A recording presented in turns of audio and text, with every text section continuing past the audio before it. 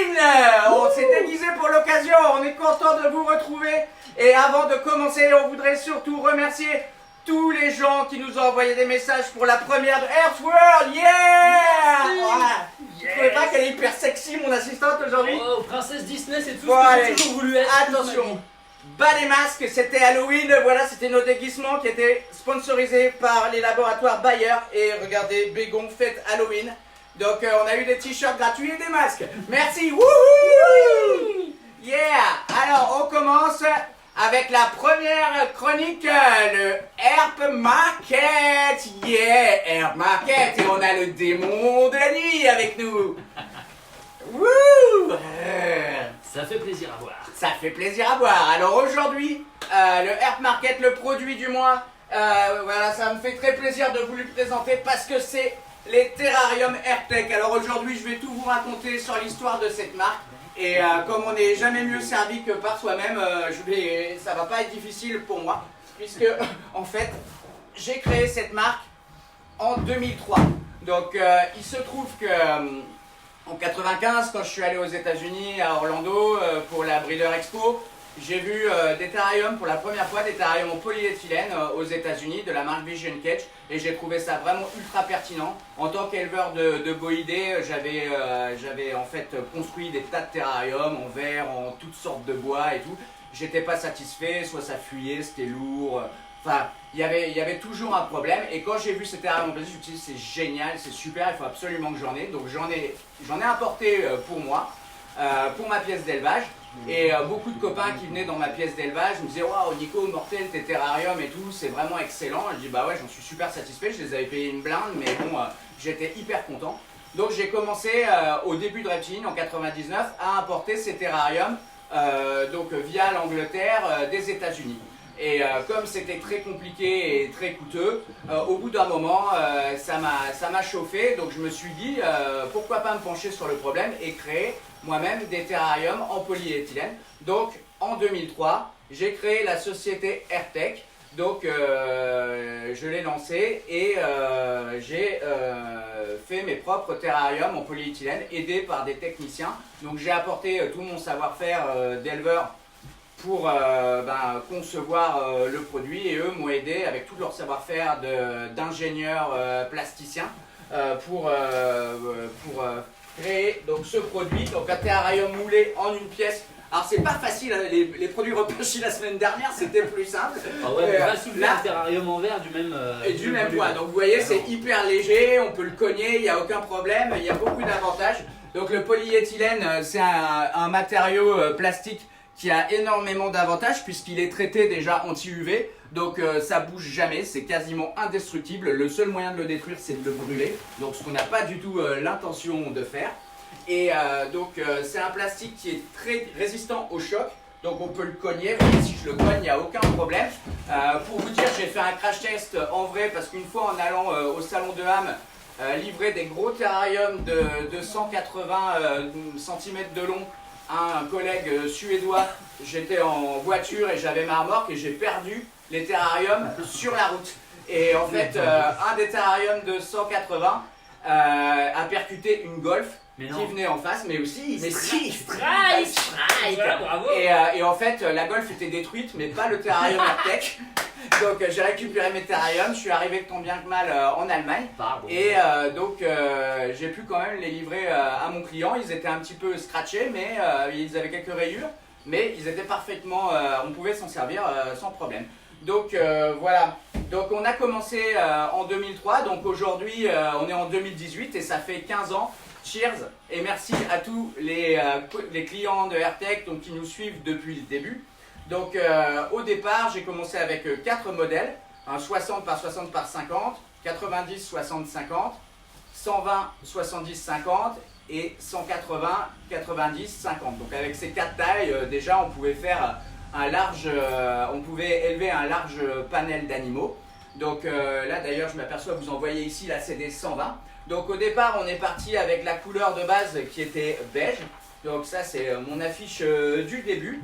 Donc ça fait aujourd'hui 15 ans, 15 ans qu'Airtech existe et vraiment je suis très content. Beaucoup de grandes institutions de zoos comme le zoo de Vincennes, le zoo de Londres, plein d'éleveurs professionnels, plein de grossistes, de boutiques utilisent les terrariums. Donc aujourd'hui, on a 11 modèles différents. Donc là, on est en train de refaire un tout nouveau site, internet, merci. Avec plaisir. Voilà, où il y aura plein d'infos, des vidéos, etc. Ah, il sera très beau. Donc il va être super beau. Donc les avantages de ces terrariums, ils sont nombreux. Alors effectivement, c'est beaucoup plus, c'est un petit peu plus onéreux que les terrariums en verre, mais c'est quelque chose que vous allez garder toute votre vie. C'est indestructible, hein, comme je dis, AirTech c'est pour la vie et peut-être plus. Peut-être plus. C'est Voilà. très facile à nettoyer également à cause des cornières qui sont arrondies à l'intérieur. Exactement, Comme il y a comme pas c'est de le joint boulet en d'une fesse. plastique. Voilà, c'est le Ouais. boulet d'une pièce, pas d'une fesse. Avec là-dessus, Ça révélateur. aurait été mieux. Voilà. Donc, Donc vraiment, ouais, vraiment excellent, excellent. Ce que j'aime aussi absolument avec ces terrariums, c'est qu'on n'a qu'une seule face visible. L'animal ne va vraiment voir qu'à travers cette face-là. Il n'y a pas tous les côtés du terrarium, il peut vous voir arriver à gauche, à droite. Donc l'animal se sent beaucoup plus à l'aise dans un terrarium AirTech qu'un terrarium classique, où il faudrait calfeutrer tous les Voilà. autres côtés. Particulièrement les lézards. Donc après, l'autre avantage, c'est qu'ils sont tout à fait empilables. Donc on peut les empiler les uns sur les autres sans aucun problème. Donc après, évidemment, si vous chargez des 180 de long avec 200 kg de sable, vaut mieux les mettre dans des structures, hein, c'est évident. Parce que le polyéthylène, il a l'avantage de ses qualités et les défauts de ses qualités plutôt. Donc c'est un matériau qui est légèrement souple et qui est incassable, pas par rapport à l'ABS par exemple qui a un plastique très cassant. Mais effectivement, si on le charge beaucoup, quand on a une très grande longueur, évidemment ça va s'affaisser un petit peu. Mais par contre, les structures sont faites, il y a des renforts de partout pour que ça ne s'affaisse jamais. Donc c'est vraiment des terrariums qui sont extrêmement durables, faciles à nettoyer. Donc quand vous avez des installations comme ça, vous allez pendant des années, c'est vrai qu'on passe énormément de temps à nettoyer nos animaux. Donc on est vraiment heureux d'avoir des terrariums qui se nettoient très facilement. Ça se désinfecte très facilement. Donc si un jour, malheureusement pour vous, vous avez un virus ou quoi que ce soit, Ça peut arriver. ça sera très, très facile de désinfecter façon quarantaine. Donc c'est utilisé par les vétérinaires hein, de toute façon. Aussi, si vous avez un jour des acariens, ce qui est malheureusement très fréquent pour les éleveurs de boïdés dont nous faisons partie, voilà, là-dedans on peut traiter facilement, il n'y a pas de recoin, etc. Donc c'est vraiment des terrariums qui sont extrêmement cool à utiliser. Versatile. Voilà, versatile, ça se travaille comme du bois, vous pouvez les percer, vous pouvez les découper. Les joindre également, tu as les fait joints, une vidéo oui. là-dessus Tout sur à fait. la jonction de deux terrariums pour des animaux qui sont de grande taille. Exactement, pour les Simalia boeleni, en Tout à fait, j'ai pris deux terrariums de 90, 60, 100 que j'ai collés l'un à l'autre, que j'ai séparés, en fait, où j'ai coupé les séparations, je les ai joints pour avoir un terrarium de 180 par 60 par 100. Donc une dimension qui est géniale pour ce type de boïdés, mais qui est aussi géniale pour tous les petits varanidés type Varanus prasinus, tous les varans du complexe prasinus, les varans arboricoles, les Chlamydosaurus kingi, tout ce qui est Physignathus, etc. Et en plus, vous pouvez désolidariser les terrariums si un jour vous déménagez et que vous devez monter dans un escalier en colimaçon. Voilà, il n'y a aucun problème, ça se fait très bien. Donc je pourrais rester des heures à vous parler de tous les avantages de ces terrariums. Alors vous allez me dire c'est un peu parti pris parce que c'est moi qui ai conçu cette marque, etc. Mais franchement je l'ai fait avec le cœur, je l'ai fait parce que je voulais absolument proposer sur le marché français et européen un terrarium qui tenait la route, qui moi me satisfait en tant que professionnel de l'élevage et qui a satisfait plein d'autres professionnels de l'élevage et de professionnels du reptile. Vous verrez ça sur notre site internet, il y aura pas mal de témoignages. Donc n'hésitez pas, allez le checker. Pour l'instant il y a juste une page Facebook parce qu'on est en train de le refaire. Donc voilà, on fera plein de vidéos, etc. etc. Donc voilà, et surtout je vous rappelle c'est les 15 ans d'AirTech. Donc cette fois-ci dans AirPworld, nous allons offrir à ceux qui posent les premières questions, les 10 premières questions, le choix entre un t-shirt AirTech, Waouh, ultra Gagné. sexy. ultra sexe, et ou la mug AirTech pour partir du bon pied le matin. Waouh, cool. On a plusieurs modèles de mug, donc À vos n'hésitez pas à vos claviers, posez-nous des questions. Donc on est parti et c'est terminé pour cette chronique. Cette chronique, mais Ah attends, la vache, qu'est-ce que qu'est-ce qui se passe? Qu'est-ce que t'entends? Je sais Oh pas. la vache. Mais qu'est-ce qu'il y a? Mais qu'est-ce que c'est que ce truc? Regarde, prends la lampe. Qu'est-ce qui se passe? Est-ce que tu vois quelque chose? J'entends du bruit. Qu'est-ce que entendu c'est que ce du truc? Éteins la lampe! Éteins la lampe! Éteins la lampe! Salope T-Rex, respecte mon autorité, casse-toi là! Putain, dégage! Ah la vache! Putain! On l'a fait fuir. On l'a fait fuir. On l'a fait fuir. Ah, Jurassic World. Yeah! Ouais, Bon, maintenant Ah, qu'il a dégagé, moi je maintenant serais bien chaud pour la deuxième partie. la deuxième Ouais, chronique. qu'est-ce que t'en penses pour qu'on fasse le herbe du mois? Le Herb of the Month, et ça tombe bien qu'on ait fait ce remake de Jurassic Mais Park. pourquoi? Pourquoi? Parce qu'on va voir un reptile pourrait être dans Jurassic Park, Oh mon dieu. le lézard à collerette. Non, pas Non, Crystal. pas Crystal, Non, le c'est pas démon moi. Minuix. Le lézard à collerette. Chlamydosaurus kingi, Eh le ouais. lézard à collerette. Bien Vous êtes sûr, nombreux tout à fait. à nous avoir demandé par mail des infos sur ce lézard qui est vraiment incroyable. Regardez ces petites beautés. Hop là, hop là. Allez, on va le sortir. On va enlever les boîtes. Hop. Voilà mon pote. Chlamydosaurus kingi, le lézard à collerette. Il porte ce nom du fait de cette étonnante collerette qu'il porte de chaque côté de la tête et qui s'ouvre. Alors ça, c'est un individu qui a bientôt 2 ans maintenant et celui-ci, c'est un bébé qui a 1 an. Donc vous voyez, ils sont nés en captivité, ils sont adorables. Alors voilà, je le dis et je le répète, je le dirai jamais assez. Je ne sais pas pourquoi. Tout le monde pense, alors peut-être à cause de Jurassic Park, tout le monde pense que les Chlamydosaurus kingi sont des lézards entre guillemets agressifs. Vous savez que ce terme n'existe pas pour les reptiles. Mais en fait, ils le sont pas du tout, ils sont hyper placides. Moi, j'ai eu en 98 des adultes donc prélevés sauvages. Ils étaient absolument placides. Et là, quand c'est né en captivité, il n'y a aucun problème. Ils sont, regardez, Adorables. super cool. Grave. Bien plus cool que certains Pogona déjà. Donc, alors, le lézard à collerette. Donc, dit Chlamydosaurus kingi, le nom scientifique. Pourquoi kingi? Donc, il a été décrit par Gray en 1825. Il a été appelé Kingi en honneur de Philip Parker King, qui était un amiral anglais qui a exploré pas mal de contrées, dont les côtes australiennes à l'époque. Donc il fait partie de la famille des agamidés, donc comme le Pogona viticeps, le dragon barbu, donc c'est un cousin du Pogona. On le trouve donc dans le nord de l'Australie et dans le sud de la Nouvelle-Guinée-Papouasie. Donc là, malheureusement, je n'ai pas de carte à vous montrer, mais vous irez voir sur Internet. Donc le nord de l'Australie, tout autour de Darwin et tout ça. Et dans le sud de la Nouvelle-Guinée-Papouasie. Donc des aires de répartition qui sont assez proches, séparées par un bras de mer. Donc il faut savoir que tous les spécimens que nous avons ici en captivité en Europe et aux États-Unis sont des spécimens qui sont originaires de Nouvelle-Guinée-Papouasie. Il n'y a quasiment pas de spécimens originaires d'Australie. Moi, j'en ai vu une seule fois dans ma vie, c'était chez Alan Repachi en 98.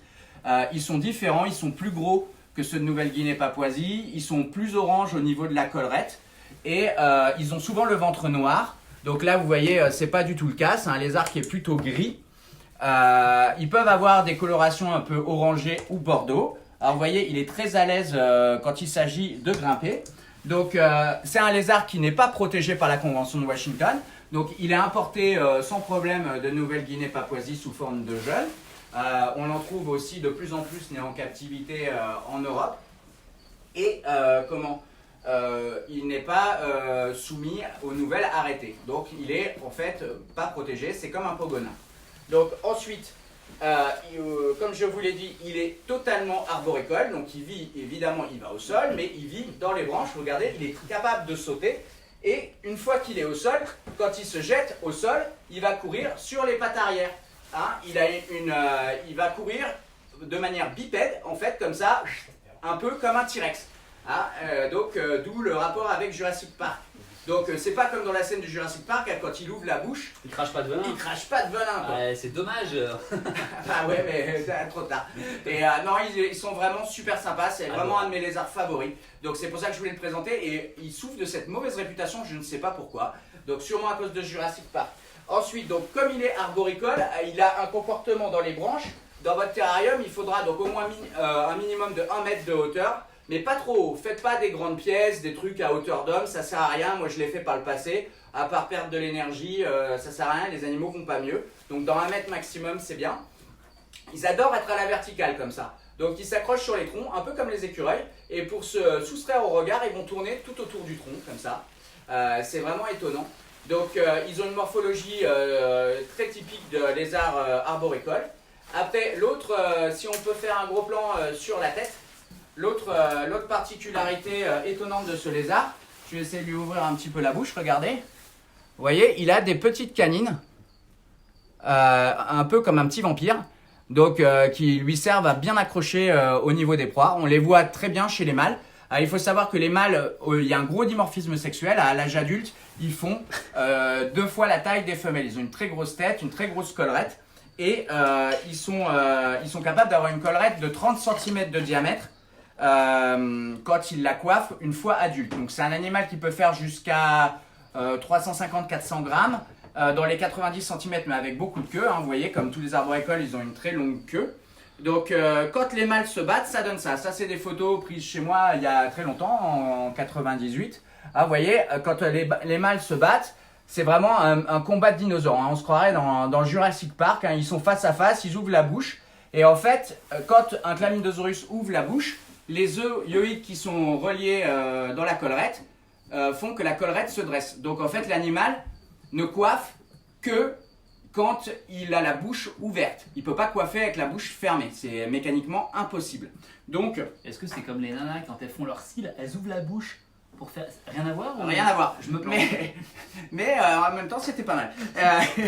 Jolie blague. Et donc, toujours par rapport à la collerette, quand ils sont très habitués comme ça, ils ne coiffent plus. Parce qu'en fait, ils coiffent uniquement quand ils bluffent. En fait, quand ils ont peur et qu'ils se rendent plus gros pour effrayer le prédateur éventuel. Alors, Alan Repachy, à l'époque, en 98, m'avait donné une astuce qu'on va essayer. Alors, je ne sais pas si ça va marcher avec celui-là qui est très imprégné, mais il m'avait donné une astuce pour les faire coiffer, pour leur faire un petit peu peur, histoire de faire une jolie photo, c'est de leur faire le coup du gros œil. Donc, on arrive comme ça avec une ampoule, et on l'approche. Attends, je vais essayer avec le gros d'abord. Ouais, il regarde même pas, il s'en fout total. Bon, il coiffe pas. Attends, ça marche pas. Alors, fais voir. Et ouais, c'est du direct. Exact. Et ouais, c'est du direct, ça peut c'est des animaux. Par contre, alors là, ça marche pas sur le Chlamydosaurus. Voyons ce que ça fait sur un fan du Seigneur des Anneaux. Allez, le Sauron, l'œil de Sauron, l'œil de Sauron. Stupide imbécile. Voilà, on recommence. On essaye avec le Chlamydosaurus. Bon, franchement, ça marche pas. Essayons avec le petit. Ça ne me fait rien non plus car je possède l'anneau. Je possède l'anneau. Bon, désolé, ma démonstration est complètement à l'ouest. Et elle est... Voilà, mais en tout cas, vous pouvez essayer avec les... C'est la preuve qu'ils sont bien imprégnés. Voilà, ceux-là, ils sont super imprégnés, voilà, donc ils n'en ont plus rien à faire maintenant. Avec d'autres, à un autre moment de la journée, ils auraient pu coiffer. Parce que ça simule un œil en fait. Ouais, en fait, c'est voilà, regardez, c'est pour faire comme un gros œil. Ça simule en fait, comme un gros œil, voilà. Ça simule l'œil d'un gros prédateur. D'un gros prédateur. Et ils aiment pas trop ça. Et ça les ils se sentent menacés. Bon, là, ils s'en foutent. Par exemple, on peut le faire avec un serpent aussi. C'est Alan Repachy en 98 qui m'avait montré ça. Et comme ça, il se servait de ça pour faire des photos avec la collerette ouverte. Bon, ça marche mieux sur un fan du Seigneur des Anneaux, regardez. Oh non, pas deux fois, non, vilain, le vilain de Sauron. C'est pas cool. Voilà. Donc, après, c'est un animal qui est donc strictement insectivore, carnivore. Donc, dans la nature, il va manger principalement des insectes qui se trouvent dans les arbres et aussi au sol. Mais il est très sensible au mouvement. Donc, tout ce qui va avoir une fuite, un mouvement par terre, un petit lézard, tout ce qu'il peut manger, que ce soit un petit lézard, un petit serpent, un petit rongeur, il va taper dedans, il va l'attraper, il va le manger, il va remonter dans son arbre. Donc en captivité, on les nourrit avec toutes sortes d'insectes, donc des grillons, des blattes, des criquets, ils adorent ça. Parfois un petit peu de morios, mais je vous conseille de ne pas trop abuser avec ça. Toujours supplémentant en calcium, hein, c'est toujours la même opération. De temps en temps, vous pouvez donner des petits souriceaux, il n'y a aucun problème. Donc quand ils sont jeunes, on les nourrit tous les jours à satiété. Donc une autre particularité des Chlamydosaurus kingi, comme je vous l'ai dit, ils sont très sensibles au mouvement. Donc on a remarqué, ça c'est Alan une fois de plus qui m'avait donné cette astuce, il m'avait dit que les Chlamydosaurus kingi, ils ne boivent pas dans un bol d'eau si l'eau ne bouge pas. En fait, ils aiment que l'eau bouge. Donc déjà, ils vivent dans un biotope qui est soumis à 2 saisons. Une saison sèche, où ils estivent, ils sont le long des arbres et ils ne font rien. et une saison des pluies où là la vie revient. Et il y a beaucoup de nourriture, avec la pluie, il y a des insectes, et eux, ils vont manger, et c'est à cette période qu'ils se reproduisent, qu'il y a des bébés, etc. Donc, on les pulvérise quotidiennement avec de l'eau, et ils ont appris à boire au pulvérisateur. Ils adorent boire sur les gouttes. Maintenant, si vous voulez qu'ils boivent aussi dans une gamelle, il faut faire bouger l'eau de la gamelle. Donc soit en mettant une petite pompe à air, c'est ce que faisait Alan Repachi, c'est ce que j'avais fait aussi, donc ça fait des bulles, donc ils voient que la surface de l'eau bouge et ils vont boire, ou alors avec une cascade. Donc comme vous voyez, hein, ils sont super à l'aise sur des supports même velus. Je suis un support velu. Oui. Merci. Au volant velu d'un tapis volant. Ouais, je déteste elle. Non, si j'aime bien elle. Donc voilà. Et Parce que je le vois bien. exactement. Donc après, au niveau de la température, c'est important d'avoir de bons points chauds, donc au-dessus des branches. Donc on utilise des spots halogènes de 50 à 75 watts pour créer des points chauds entre 40 et 45, donc sur lesquels ils vont se chauffer. Vous pouvez les garder en cage commune. Moi, communément, enfin, ce qu'on faisait, et c'est Alan qui m'avait une fois de plus piloté là-dessus, j'avais des groupes de 3 femelles et 2 mâles. Donc ça fonctionne bien. Les mâles, en fait, quand ils se combattent, c'est vraiment que du bluff, ils se mordent pas vraiment et tout. Et en général, ils apprennent à vivre ensemble. Mais quand vous faites un groupe comme ça, il faut qu'il y ait plusieurs spots pour qu'ils puissent quand même pas être tous agglutinés sous le même spot. Donc après, évidemment, comme c'est des animaux diurnes et héliophiles, il leur faut un bon niveau de rayonnement UVB. Donc je vous conseille de mettre des néons T5 de marque Arcadia ou Reptile System, pardon. Qui sont des super marques et d'excellents néons sur le marché. En T5 parce que c'est une technologie qui vous permet d'avoir un rayonnement plus lointain, enfin qui tire plus loin qu'un T8 et qui dure 2 fois plus longtemps dans le temps, qui font une très belle lumière. Si on peut, il faut rajouter des LED. Donc nous on utilise les New Dawn de Reptile, New Dawn et Reptile System et Jungle Dawn d'Arcadia, c'est les deux, oui. Okay. Voilà. Et donc, c'est qui stimule énormément les animaux, qui réplique la température de lumière du soleil. Voilà. Donc, j'espère que ça vous aura donné envie de vous intéresser à ce lézard qui gagne vraiment à être connu, Chlamydosaurus kingi. Donc, une fois de plus, don't believe the hype et ne croyez pas les conneries sur Internet. C'est absolument adorable comme lézard. Regardez, on peut croyez à nos conneries. Voilà, croyez à nos conneries. Nous, on les aime aime depuis 98. Ils sont excellents. Vous pouvez passer les voir à la boutique de Reptiline.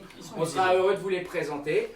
Et nous allons donc passer à la prochaine rubrique. On va redonner ça à notre charmante. On va redonner nos animaux à notre charmante assistante et démon de la nuit. Oh, démon de la nuit. Oh, démon de la nuit. Prends ce lézard en tes mains. Si douces. Tes mains si douces Voilà. et délicates. Alors il y a celui-là. Celui-ci également super. Donc, merci beaucoup à tous nous rejoindre. Je ne sais pas si vous le voyez, vous êtes 87 personnes maintenant. Merci vraiment de nous suivre, c'est vraiment super cool. Ça nous motive, c'est super cool, je bois un coup. Ça fait vraiment plaisir. Merci à 3 personnes qui nous ont posé des questions sur la boîte mail de Verkworld. Vous allez avoir vos questions qui seront répondues tout à l'heure. En premier. En priorité par rapport à tous les autres. Parce que vous avez fait l'effort. Voilà, exactement. Donc on va y répondre, restez connectés. Donc dans un instant, la troisième rubrique, c'est parti. Et nous attendons notre démon de la nuit qui va lancer la prochaine rubrique qui est My Reptile Heroes. Ah, il a déjà fait, tu as déjà fait, putain. Voilà, mais on est trop bien. Vas-y, refais-le.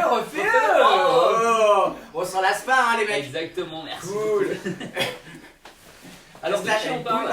C'est qui ton héros du mois aujourd'hui ? Alors voilà, My Reptile Heroes, c'est une rubrique que je voulais faire parce que il y a des gens qui ont énormément compté pour moi dans la terrariophilie, dans le milieu du reptile, qui sont énormes, qui sont des gens qui ont compté pour énormément de gens. C'est vrai que les jeunes aujourd'hui, leurs héros, c'est des youtubeurs qui déballent des animaux dans une boîte polystyrène et voilà. Donc là, on va parler de gens qui ont fait la terrariophilie moderne, voilà. Donc je voulais commencer cette rubrique par un de mes Reptile Heroes préférés. J'ai nommé Dave Barker, donc qui est ici, voilà. Kevin, Viens nous montrer Dave un Dave- peu. Dave Parce que là, Barker. la photo elle est classe. Voilà, c'est lui. Il a vraiment un beau vermisseau dans les mains, un énorme python bronze. Voilà, parce que à VPI, leur centre d'élevage, donc Dave et Tracy Barker, ce sont les plus gros spécialistes au monde sur les bloods, tout ce qui est Python Brongersmey, Python Curtus et Breitensteni. Donc Dave Barker, il est né en 1952 à San Diego, en Californie. Donc depuis le plus jeune âge, depuis ses 3 ans, il est totalement obsédé par les serpents. C'est comme chez nous, c'est plus qu'une passion, c'est une obsession. Et à 17 ans, donc ses parents n'étaient pas du tout pour les reptiles. Sa mère avait totalement peur des reptiles, son père en avait rien à faire. Mais lui, il était tellement à fond, il n'arrêtait pas d'aller. Il avait la chance de vivre aux États-Unis où il y a une herpétofaune qui est quand même assez importante. Donc pour ses 17 ans, pour son anniversaire de ses 17 ans, il a réussi à convaincre ses parents de le laisser avoir un serpent dans sa chambre, donc un boa constrictor. Donc on va le voir sur cette photo. Ouais, m'en occupe. Alors, il m'a envoyé des photos d'archives vraiment terribles. Donc ça c'est lui avec son premier boa et 2 de ses potes C'est pas les Beatles. qui ont créé, non, on dirait presque, mais et ils ont créé le premier club herpéto donc dans leur coin en 1970. Ah, mais à l'époque, en plus, ça devrait être encore Mais pire c'était qu'aujourd'hui. complètement. On devait les voir comme des fous. Voilà, comme des farfelus, mais c'était un monde complètement différent. Ouais. Aujourd'hui, on se rend pas compte. C'est pour ça que j'aime bien revenir en arrière sur l'histoire de la terrariophilie.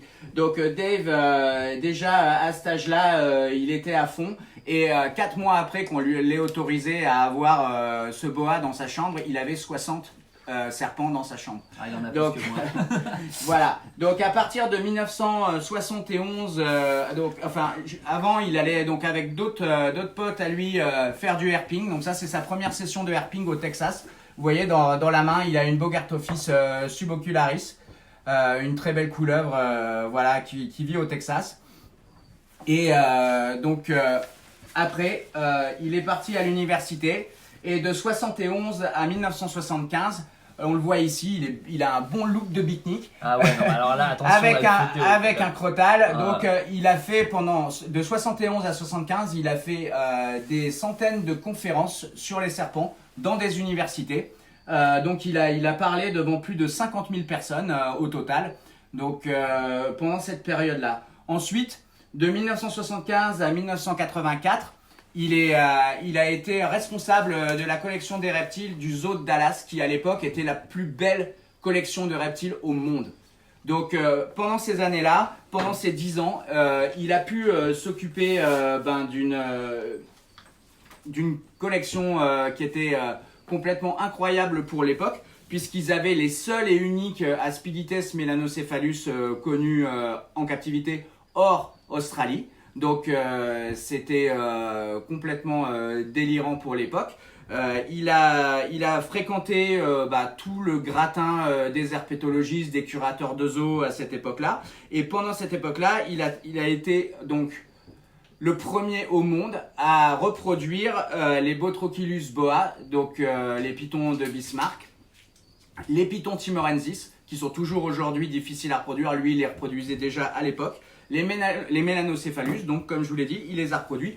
Et il ne reproduisait pas que des serpents, puisqu'il a reproduit aussi Varanus prasinus, donc le varan émeraude, pour la première fois dans les années 70. Donc c'est pour vous dire. Ça a été aussi, et c'est pas rien, le premier à avoir des Lampropeltis triangulum campbelli en captivité. Aujourd'hui, c'est une espèce qui est très courante, mais à l'époque, ça n'existait pas en captivité. Et c'est lui qui a eu les premiers et qui a reproduit les premiers. Donc au total, pendant cette période, il a reproduit plus de 100 espèces de reptiles différents. Plus de 100 espèces. Et on parle d'une époque, c'était les années 70-80. C'était pas comme maintenant, il n'y avait pas les tutos sur YouTube, il n'y avait rien du tout. Même les pour gars, trouver les animaux. Voilà, là, pour en trouver plus, les animaux, ça c'était quelque chose. extrêmement difficile. Pour trouver le matos, et ils ont développé des tas de techniques. Et évidemment, il élevait aussi des serpents venimeux et des reptiles venimeux comme les monstres de Gila et plein de crotales. Il était très intéressé par les crotales. Et d'ailleurs, il a fait un master. Ensuite, il a repris ses études et il a fait un master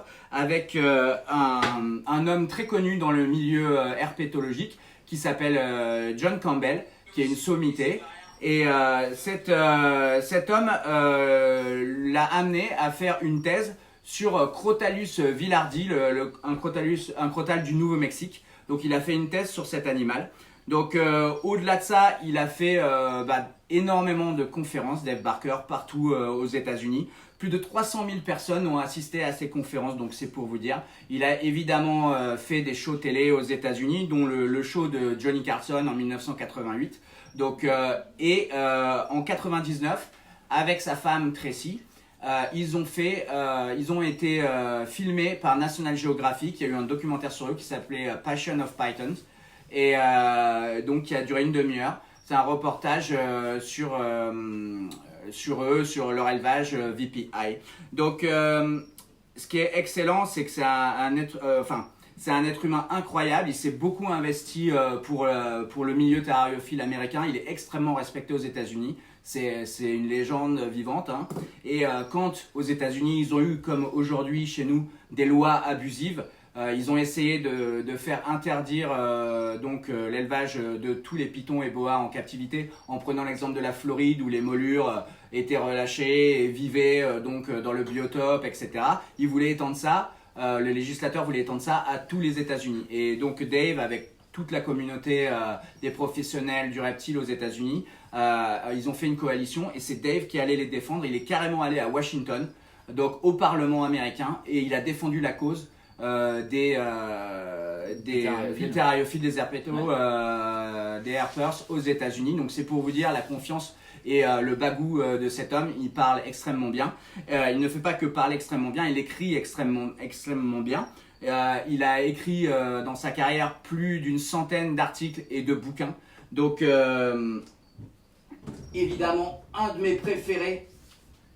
C'est un vrai chef-d'œuvre. Il est totalement out of print, il est plus édité aujourd'hui. C'est Python of the World volume 1 sur l'Australie, hein, sur les pitons australiens. Ils sont restés 1 an en Australie avec Tracy pour étudier les pitons australiens. Ils en élevaient aussi beaucoup aux États-Unis. Ce livre, je l'ai depuis 1994 et je l'ai feuilleté des milliards de fois. C'était mon livre bible, voilà. C'est pour ça que les Barker, pour moi, c'est des gens qui sont énormes. J'ai eu la chance de les rencontrer, finalement c'est devenu des amis, j'ai travaillé pour eux. Voilà, on travaille ensemble et c'est vraiment excellent. Et c'est des gens vraiment incroyables. Penchez-vous sur leur travail. Donc en fait, il y a une chose que Dave dit que je trouvais extrêmement touchante, c'est qu'il dit que son intérêt pour les serpents lui a fait faire dans la vie de magnifiques rencontres et que la plus belle c'était une certaine Tracy Miller, donc qui est devenue Tracy Barker, sa femme. Ça fait 28 ans qu'il est avec elle, donc là on les voit alors, dans leur maison de campagne où j'ai eu la chance d'aller, c'est Rio del Diablo, la Devil Rivers, où ils adorent pêcher le bass, donc ils coulent des dimanches paisibles à pêcher tranquillos, parce qu'ils travaillent beaucoup la semaine. Donc voilà, c'est des gens qui sont incroyables. Donc je vous parlais de sa femme, Tracy Miller, qui est devenue Tracy Barker, que vous connaissez peut-être de nom. Je ferai, de toute façon, elle fera partie de mes Reptile Heroes et je vais faire quelque chose sur elle parce que c'est de loin la plus grosse éleveuse au monde. Oui, il y a des choses à dire sur elle. Il y a énormément de choses à dire et notamment la plus belle preuve d'amour que pouvait faire Dave à Tracy, c'est que quand il a eu l'opportunité de nommer une espèce de python, il a nommé Simalia Traciae en l'honneur de sa femme Tracy, ce qui est quand même super classe. C'est classe, ouais. Voilà, c'est donc à l'époque Morelia Metistina qui vivait uniquement sur l'île d'Almaera et qui a été décrit donc au rang d'espèce par Dave et d'autres biologistes. Et voilà, il l'a appelé Morelia Traciae au départ et c'est devenu Simalia Traciae. Donc voilà, c'était l'histoire de Dave Barker. Voilà, ils ont fondé VPI ensuite avec Tracy. Et donc ça a été un des plus grands élevages de pitons. Et quand je dis pitons, c'est pas que des pitons Régis. C'était qu'ils avaient quasi tous les pitons du monde, à l'exception de 2-3 Australiens qui étaient impossibles à avoir. Et déjà en 96, quand je les ai rencontrés pour la première fois, ils avaient sur leur table 26 espèces de pitons reproduits et nés en captivité chez eux. Ah, il y a du level. Et voilà. Donc voilà, allez, lisez leurs articles, lisez leurs livres. Et c'est des gens adorables, incroyables.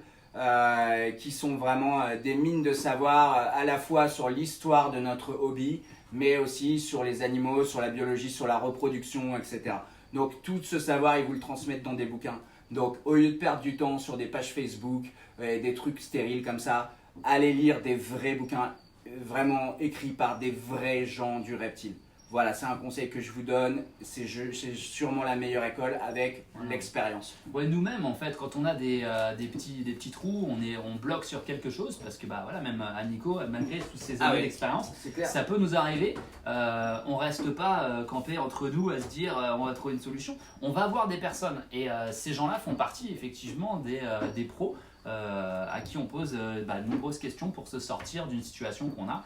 Donc nous, ce qu'on veut vous inviter à faire, c'est d'aller justement chercher de l'information là où elle est la plus intéressante, quoi. Exactement. Voilà. Et vraiment, la grosse chose importante aussi, c'est quand on rencontre des gens comme ça qui sont des sommités, ce qui est frappant, c'est qu'ils sont d'une humilité incroyable, ils sont humbles. C'est pas des gens qu'on choue, c'est pas comme certains qui ont 2-3 bestioles et ça y est, c'est les champions du monde. Ça, c'est des gens qui ont 40 ans, ils ont à eux deux avec Tracy, ils ont 85 ans d'expérience d'années de serpents, avec les mains dans les serpents.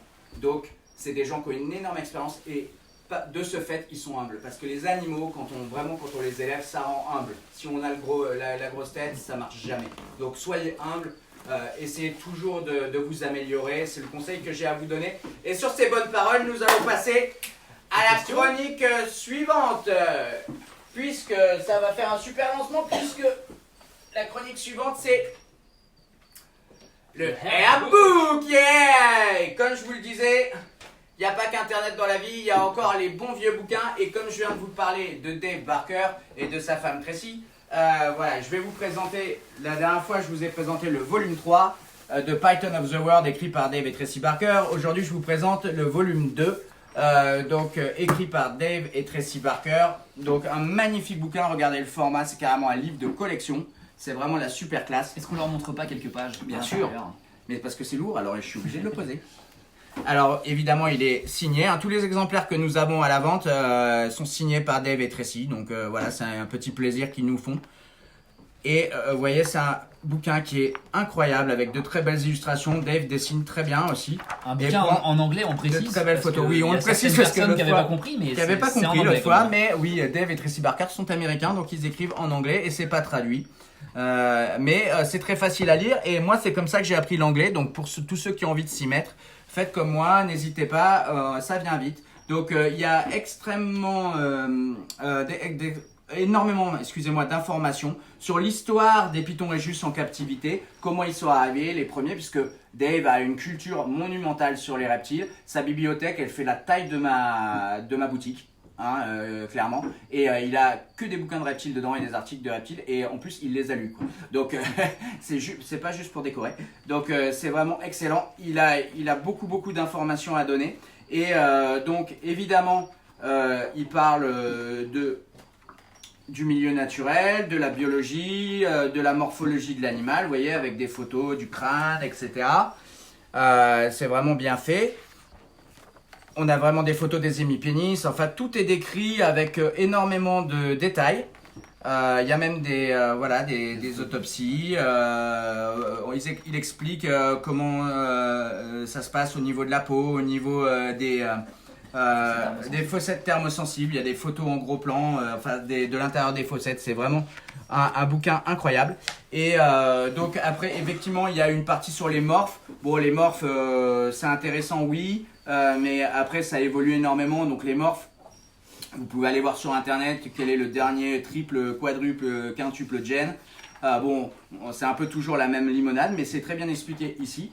En tout cas, les bases. Mais surtout, ce qui est très intéressant dans ce bouquin, c'est toute la partie sur la reproduction.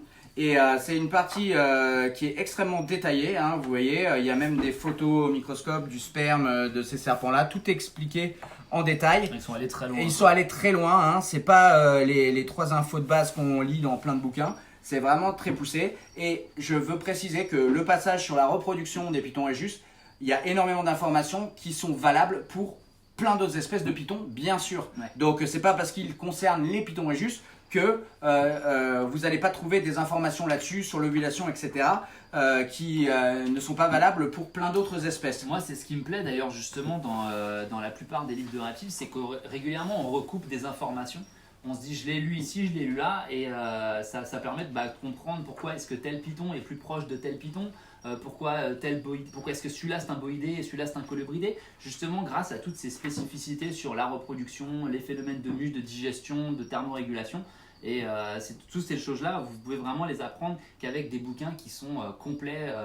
Voilà, c'est pas le tuto quelle taille il faut comme terrarium, quelle température au point chaud. On est beaucoup plus loin que ça, mais toujours dans quelque chose de compréhensible. C'est pas, il faut pas avoir fait bac plus 5 en bio pour comprendre ce qui est écrit dedans. C'est écrit très simplement et c'est fait par à la fois des gens qui sont des biologistes, puisque c'est des biologistes de formation qui ont des diplômes, mais c'est aussi des fous furieux de serpents, c'est des éleveurs. C'est des gens qui mangent, dorment, marchent, vivent serpents H24, 7 jours sur 7, 365 jours par an. J'ai habité chez eux, je peux vous le dire. Oh, la laine. Ouais. Ils n'en mangent pas, c'est cachère. Et donc, toutes les informations qui sont là-dedans sont données par Dave et Tracy, qui élèvent énormément de pitons depuis de nombreuses années, qui en sortent des centaines à l'année. Donc voilà, vous pouvez leur faire confiance. En tout cas, c'est un très très bel ouvrage.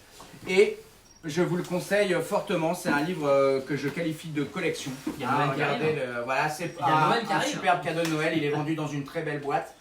Il est signé. Donc si vous avez des potes qui sont fans de serpents, vous voulez faire le beau cadeau de Noël, n'hésitez pas à aller sur notre site pour leur offrir ce livre. Vous êtes sûr que vous ferez un heureux. Yeah! Super. Et nous allons passer en même temps. La vache! Yes! On va passer aux questions parce que justement ça fait donc 41 minutes qu'on a commencé. Habituellement on essaie de faire ça en 30 minutes, mais vous voyez il y a trop d'informations. Juste avant les questions, on a une mascotte à vous proposer. Parce que c'est Halloween. Bande donc de chanceux. on a fait venir le comte Pouikila. Pouikila, vous n'avez jamais rien vu de tel. Alors les enfants, les personnes un petit peu sensibles, ne regardez pas. Hein, il y en a qui croient pas aux vampires. Bah ouais, vous voulez le ouais. faire. Vous voulez le comte Pouikila. Le comte Pouikila. Il se nourrit de crevettes au chocolat. Le voilà. C'est ma chauve-souris apprivoisée. Exactement. Il boit du sang. Mais qu'est-ce que c'est que cet animal? Mais qu'est-ce que c'est que cet animal? C'est une... Oh, merde. Eh ben non, merde, ça a foiré. C'est pas une chauve-souris. Eh ouais, vous m'avez eu.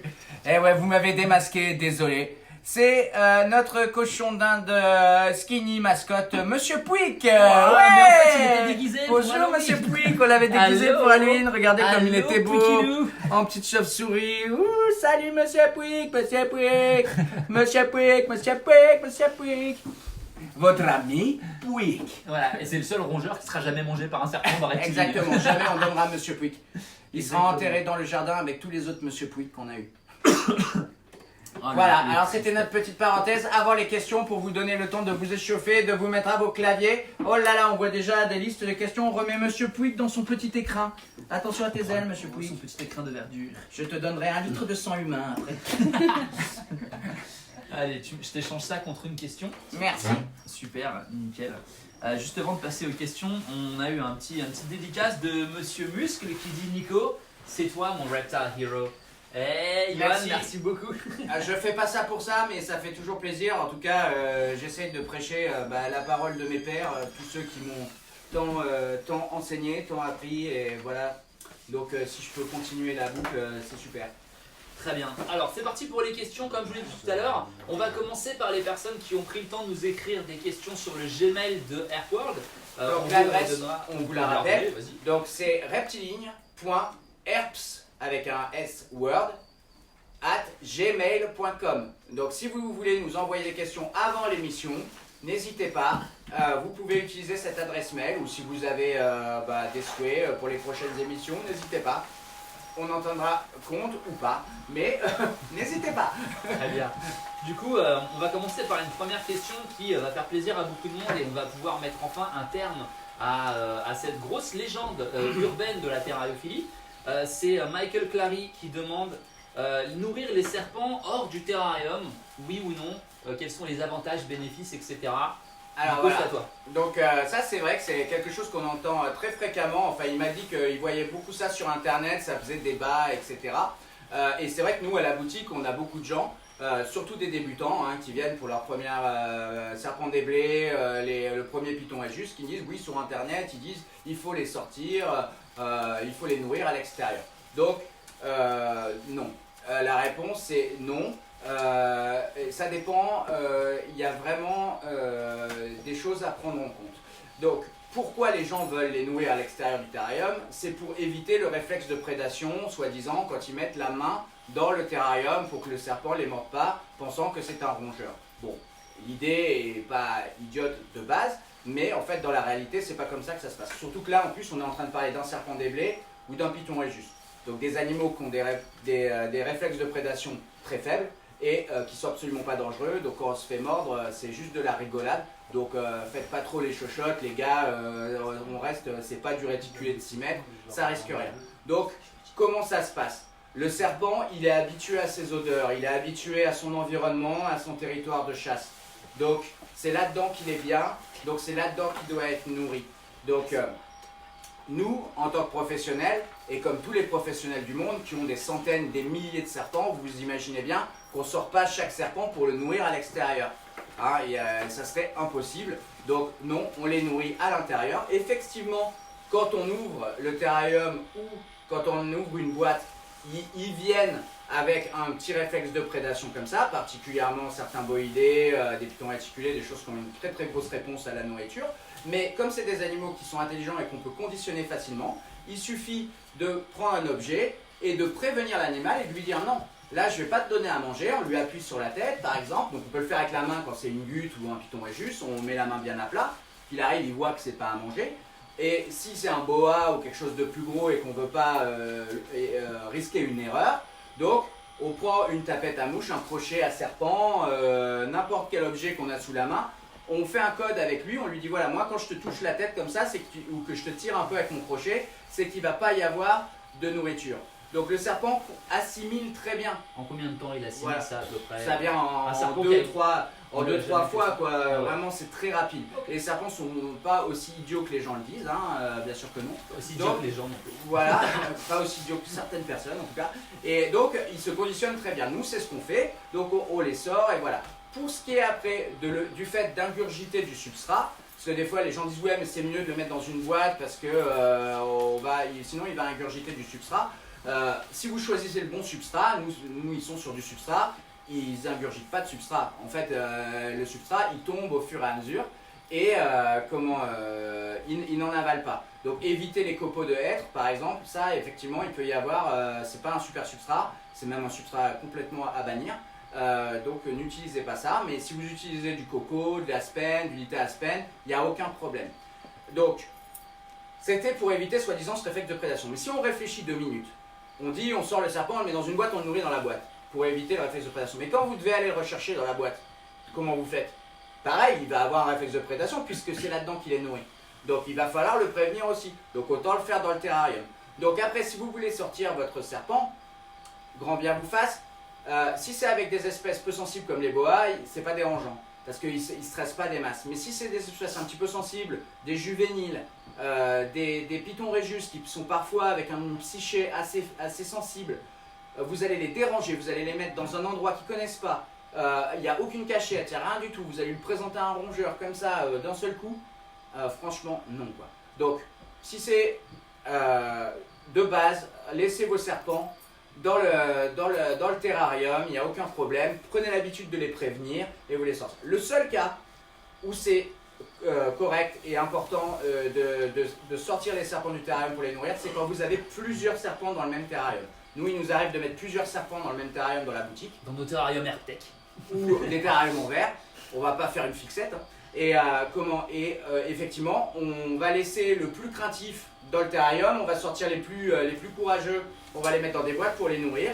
Et ensuite, on va les remettre dans le terrarium en faisant attention qu'il n'y ait pas de réflexe de prédation, en prévenant bien celui qui est dans le terrarium, etc. Donc de base, pour nous en tout cas, la réponse c'est laissez vos serpents peinards dans leur environnement, nourrissez-les dedans et apprenez-leur, mettez un code en place avec eux pour aller les chercher, crochet, tapette à mouche, etc. Ça marche extrêmement bien. Comme je vous le dis, tous les éleveurs du monde qui ont des milliers de serpents à nourrir, ils ne sortent pas leurs serpents des boîtes ou des terrariums. Ils mettent en place des codes. Donc voilà, et surtout si vous êtes avec une butte ou un python réjus, franchement, il n'y a pas vraiment besoin de prendre des précautions de folie, vous inquiétez pas, ça fait pas mal. Voilà. Bon, bah, deuxième question. Assistant T-Rex, amène-moi donc des questions. Ah, Merci. ouais. Eh, cette fois que tu l'as mangé, il est moins dangereux tout Ah, à l'heure. putain, il hein. est cool. Voyez le conditionnement positif. Salut, toi. Salut. Ah, Eh, il est trop mignon. gentil. Eh, c'est un mâle ou une femelle? Gentil. Moi, j'ai du mal à dire, hein. Ah, non. Je sais pas trop. Ah, regarde. C'est androgyne. Aucune idée. Merci. Alors, prochaine question également qui a été posée sur la boîte de Earthworld. Ça va être quel éclairage pour un terrarium planté? C'est toujours Michael Cleary d'ailleurs. Alors, du coup, quel éclairage pour un terrarium planté? C'est difficile de répondre parce que je sais pas donc, quelle est la hauteur du terrarium. Vous savez que plus le terrarium est grand, bah, forcément, plus on va pouvoir rajouter de plantes, plus il va y avoir éventuellement de possibilités d'ombre. Quel type de plantes on va mettre dedans? Parce que par exemple, la plupart des orchidées, la plupart des broméliacées, c'est des plantes qui vont apprécier avoir une lumière intense. Donc ça, c'est les lumens. Quand vous regardez au dos d'une ampoule, vous avez les degrés Kelvin, les lumens, le watt, tout ça, on est un petit peu perdu. Les lumens, c'est l'intensité. Plus vous voyez de lumens, plus lorsque vous allez regarder une ampoule, vous allez avoir une comment on appelle ça là, une persistance rétinienne, Ouais, une persistance rétinienne. en fermant les yeux.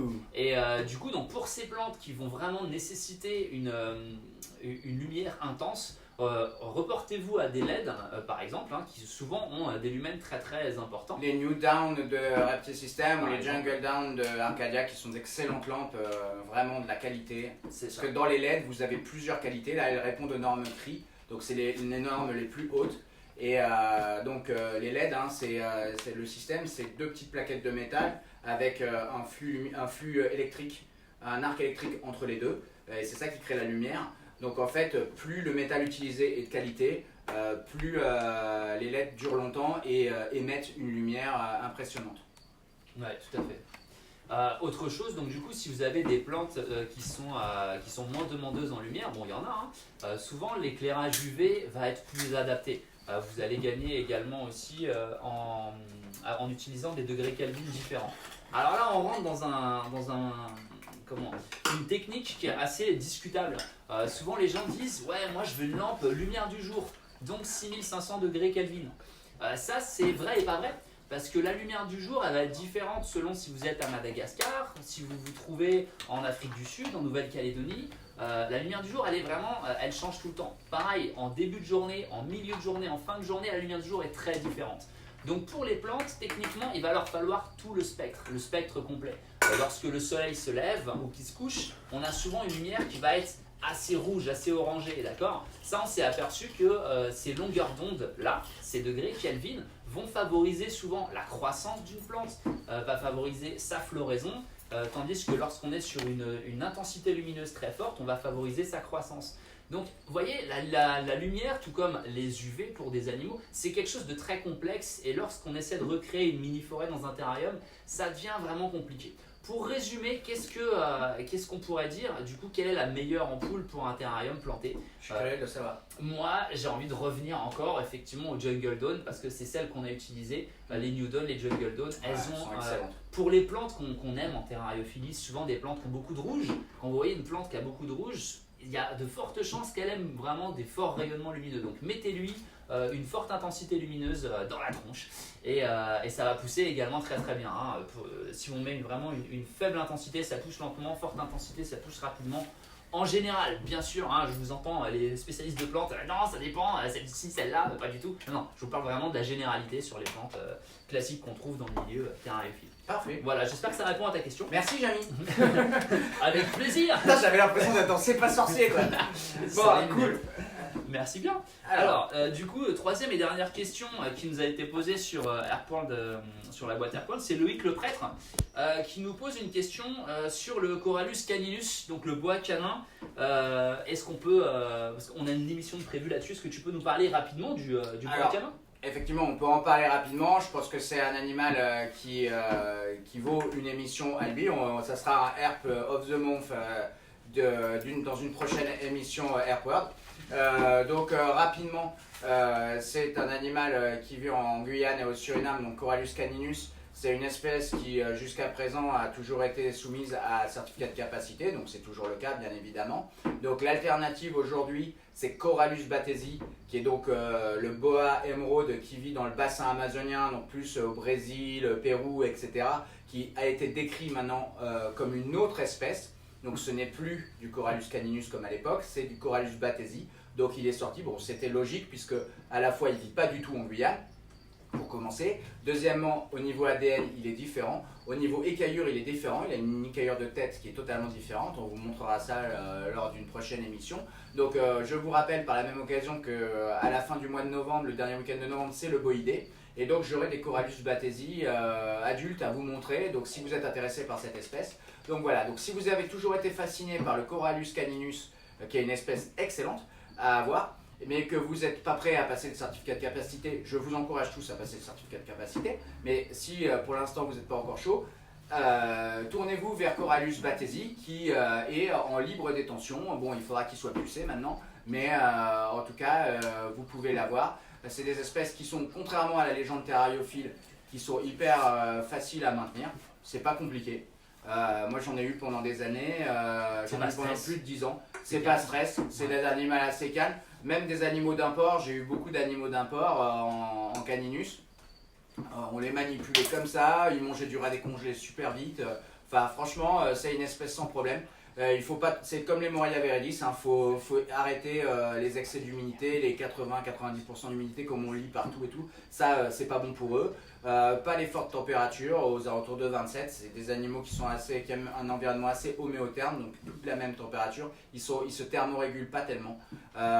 Donc voilà, c'est des animaux qui vivent d'une manière très simple et qui sont vraiment intéressants pour ceux qui aiment les espèces arboricoles. Ok, cool. Voilà. Super.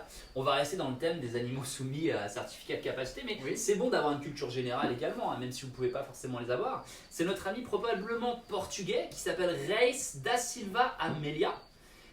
Pourquoi il serait-elle portugais? Ça sonne portugais. Moi qui suis Ok. allé au Portugal, je trouve que ça a une sonorité Alors, portugaise. et un grand bonjour à tous nos amis portugais. Hey. Il ou elle demande est-ce qu'un molure, un python molure, dans un terrarium de 180 cm par 60 par 60, est-ce que ça te paraît correct? Bah, disons que si c'est toujours pareil, ça dépend du spécimen. Donc déjà, si c'est un mâle, les mâles sont plus petits que les femelles. Moi, je savais qu'à l'époque, j'en ai élevé beaucoup des pythons molures et je les avais donc dans des AirTech de 180 par 90 par 50. Donc, quand c'était pour des mâles, c'était largement suffisant parce qu'en général, ils font aux alentours de 3 mètres, 3 mètres 50, jusqu'à 4. Ça passe. Après, quand c'est des très grosses femelles, 1m80 par 60 par 60, ça fait un peu juste. Hein. Il faut mettre un peu plus. Mais pour un mâle, il n'y a pas de problème. Super. Une autre question, c'est Thomas PPR qui nous demande est-ce que tu prévoirais dans le futur des nouvelles couleurs sur la gamme AirTech, du blanc par exemple, ou même du motif camouflage? Alors, il faut savoir qu'avec AirTech, on a commencé avec la couleur standard qui était beige. Donc parce que c'était à la base pour l'élevage ce qu'on pensait être le plus pertinent, à la fois au niveau de la visibilité des parasites, La luminosité du terrarium. terrarium sans pour autant mettre beaucoup d'éclairage, etc. La clarté de la pièce aussi. Après on a sorti des modèles noirs. Donc pour des gens qui voulaient les mettre plus en appartement, que ça rentre un peu plus dans le design. Donc là c'est super joli, mais à la fois il faut beaucoup éclairer parce que c'est très sombre. Donc il faut bien éclairer et c'est assez salissant parce que le noir c'est salissant, on voit toutes les traces, donc il faut être aux petits oignons, on ne peut pas en avoir 50 à nettoyer comme ça, parce que sinon on passe son temps à nettoyer. Et en dernier lieu, on a sorti la couleur grise, là que vous voyez derrière nous, qui est pour moi une couleur vraiment géniale, celle que je vous ai montrée. Voilà, moi c'est ce que j'ai dans mon appart, ça passe super bien avec tout mon mobilier et tout, j'en ai dans mon bureau aussi. Et c'est suffisamment clair, le gris on ne voit pas la moindre salissure, elle ne ressort pas. Je trouve que c'est vraiment une couleur pertinente. Donc maintenant, si vous voulez, on ne sortira pas une quatrième couleur. Pourquoi? Parce qu'on a 11 modèles dans 3 couleurs différentes, donc ça nous fait 33 références. Donc pour avoir tout en stock en permanence, moi je veux 2 comme ci, 2 comme ça et tout ça. Voilà, déjà c'est un peu, c'est déjà du boulot. Donc, mais par contre, si vous voulez une couleur personnalisée, bon camo ça sera pas possible parce qu'on peut pas avec cette technologie là faire des patchs camouflés tel ce fabuleux treillis. Mais par contre, à partir d'un nombre de 20 cages, je peux vous proposer une couleur de votre choix. Donc vous pouvez me contacter à l'adresse email airtech@gmail.com. Et si vous avez un lot de terrarium à faire de type pour toute une pièce de 20 pièces, je peux vous proposer une couleur perso pour vous, blanc ou Rose Barbie, Hello Kitty ou vert. On en avait fait des verts aussi pour un client spécifiquement et c'était vraiment chouette, un vert kaki, c'était vraiment classique. Voilà. Choc, super. Alors, on a plein d'autres questions. Vous posez des super questions. Ça va être très dur de pouvoir y répondre à toutes parce ça va être des réponses un peu longues. Il y a Victor Dourlot, par exemple, qui demande, par rapport à la nouvelle loi, qu'est-ce que tu penses, quel impact ça va avoir sur la terrariophilie? Alors, Dur. là, c'est un grand débat. Ouais. Alors, moi, je pense que, effectivement, c'est indéniable, ça a un impact incroyable sur le marché. Pour nous, les professionnels notamment, c'est un surcoût d'argent et de travail qui est important. Il faut savoir, j'ai vu des mails passer sur Facebook, des commentaires qui m'ont fait un peu dresser les cheveux que j'avais pas sur la tête en disant oui mais ça a été fait dans le sens des professionnels, c'est eux qui vont rafler la timbale et tout ça, à savoir que nous, ça nous fait encore plus de boulot qu'avant. Et pour certains de mes collègues professionnels, pour marquer tous leurs animaux, c'est 70 000 € qu'ils vont devoir mettre sur la table, entre le marquage et l'inscription au fichier. Donc les gars, faut arrêter de dire n'importe quoi. Pour les professionnels, c'est un très très gros problème, notamment pour les grossistes. Nous, au niveau de la vente de détail, ça va nous faire beaucoup de boulot, mais c'est encore gérable. Mais quand tu reçois 4000 pitons Régus, 4000 Physignathus, etc., et qu'il faut que tu fasses des photos, vous voyez, c'est un gros bazar. Bon, d'un autre côté, la bonne chose, c'est qu'effectivement, pour tous les gens qui faisaient ça, comme on dit malheureusement, à l'arrache, à l'arrière des voitures et tout, ça va leur rendre la vie encore plus pénible. Et ça, je trouve que c'est plutôt bien. Parce que dans la vie, il faut savoir, il faut choisir son camp.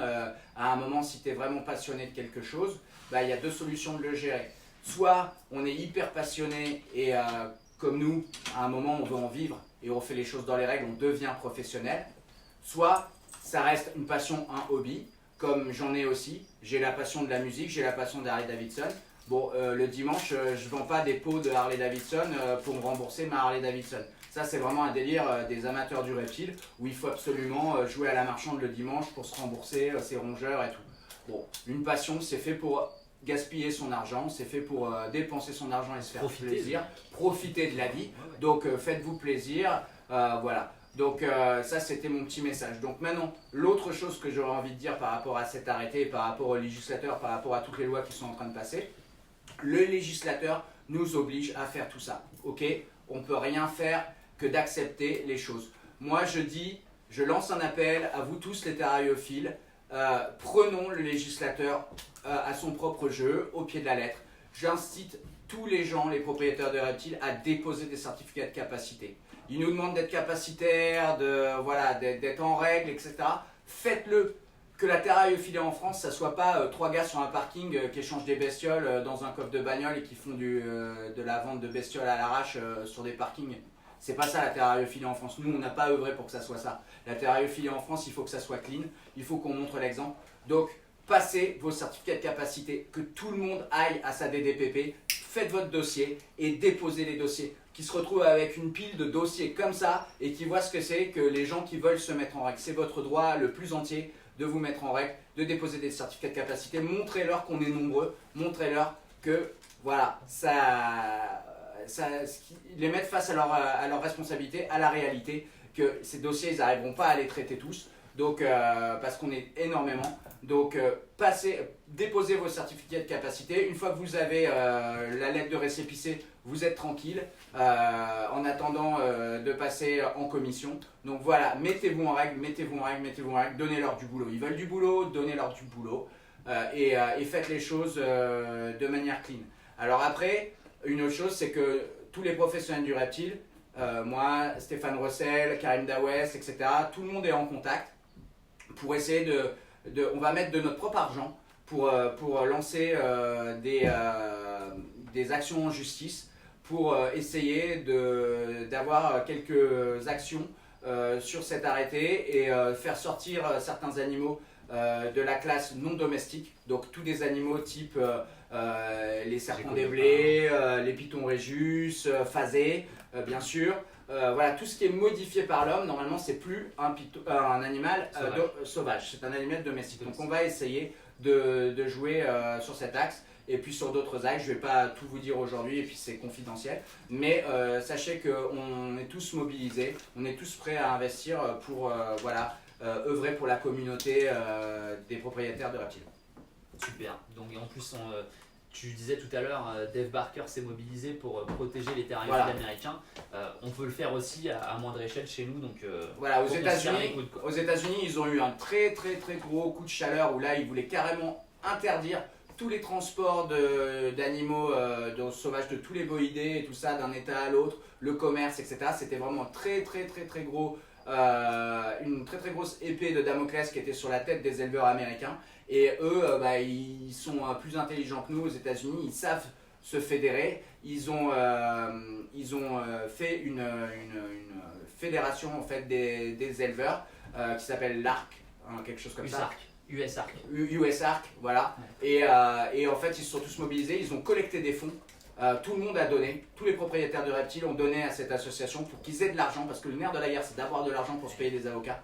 Pourquoi dans certains pays, ils arrivent à faire modifier les lois? C'est parce qu'ils ont des avocats et ils peuvent peser dans la balance.